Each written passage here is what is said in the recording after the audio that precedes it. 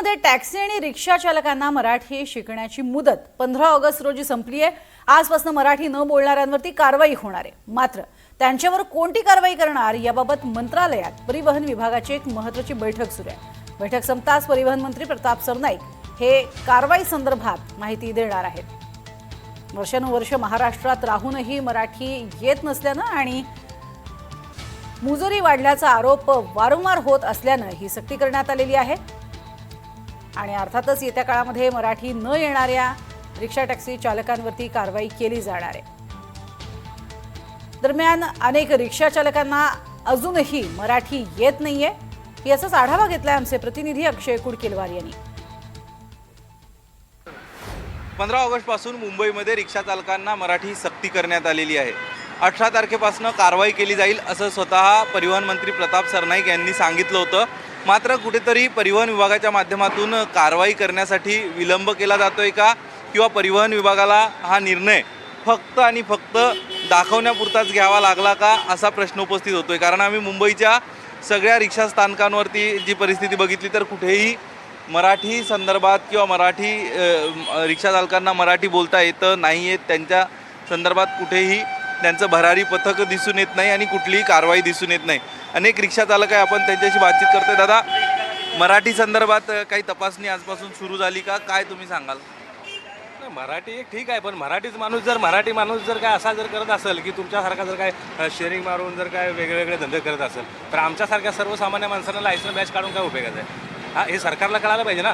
तुम्ही परमिट दिलं, तुम्ही त्या टायमाला बघितले नाही की मराठी येते की नाही त्या टायमाला लोकांना। आज त्रास हा सर्वसामान्य माणसाला, आम्हाला 26 रुपयाचं भाडं उचलायला लागतं। कधी लोक येतात आमच्यावरती चढतात, काय बोलतात की काय तुमचं झालं नाटक। पण हे जे करणारे लोक आहेत त्यांना पकडा ना मेन चीज।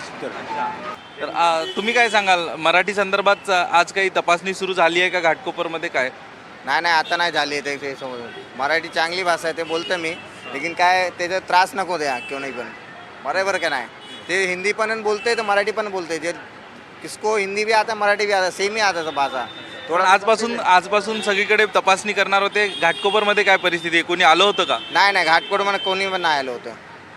घाटकोपर चांगलं आहे पूर्ण। घाटकोपर अच्छा है, बहुत अच्छा है घाटकोपर। इधर सब देश के आते हैं, हिंदी भी आते हैं, मराठी भी आते हैं, गुजराती भी। आज आरटीओचे कोणी ऑफिसर आले होते का इकडे? नहीं, सुबह से कोई भी नहीं आया अभी तक। क्या आरटीओ वाला कोई भी नहीं आया यहाँ पे? 15 तारखेपासून मराठी तपासायला कोणी आलं? नहीं, कोई भी तो नहीं आया अभी तक के मराठी के लिए। मतलब सब चलाते या सब मतलब रिक्शा वाले सब रहते, हिंदी भी रहते, मराठी भी रहते, गुजराती भी रहते, हर किसी। तुम्ही मराठी शिकले का? पण नहीं हम लोग नहीं सीखे। पण आता आजपासून असं सांगतायत की 18 तारखेपासून क्या बोल रहे आप, क्या बोल रहे हिंदी में बोलो, नहीं समझ रहा। पण तुम्ही एवढं किती वर्षापासून मुंबईमध्ये आहे? पैदाइश मुंबई की है, तरी मराठी येत नाही? नहीं आती। मला मराठी यायला पाहिजे होती ना, थोडीफार तरी समजायला तर पाहिजे होती। नहीं, थोड़ा बहुत समझता है, कुठे जाना किसे जाना बहुत उतना समझता है।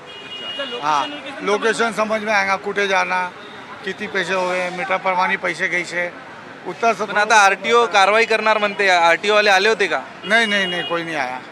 बरोबर, आपण बघतोय वर्षानुवर्ष म्हणजे जन्मापासून मुंबईमध्ये राहणारे हे हिंदी भाषिक मराठी लोक हे म्हणतायत की आम्हाला मराठी येत नाही, आम्हाला मराठी समजत नाही। सरकार निर्णय करते आणि सरकारचा निर्णय पण आपण बघतोय की कुठलीही कारवाई नाही, ते स्वतःच सांगतायत। 15 ऑगस्ट नंतर कुठलेही आरटीओ अधिकारी कर्मचारी आलेले नाही। त्यामुळं खरंच या संपूर्ण रिक्षा चालकांवरती मराठी सक्ती सरकारला करायची आहे का, की फक्त हा केवळ एक राजकीय स्टंट आहे? कॅमेरा पर्सन प्रतीक जाधवसह अक्षय कुडकेलवार, NDTV मराठी, मुंबई।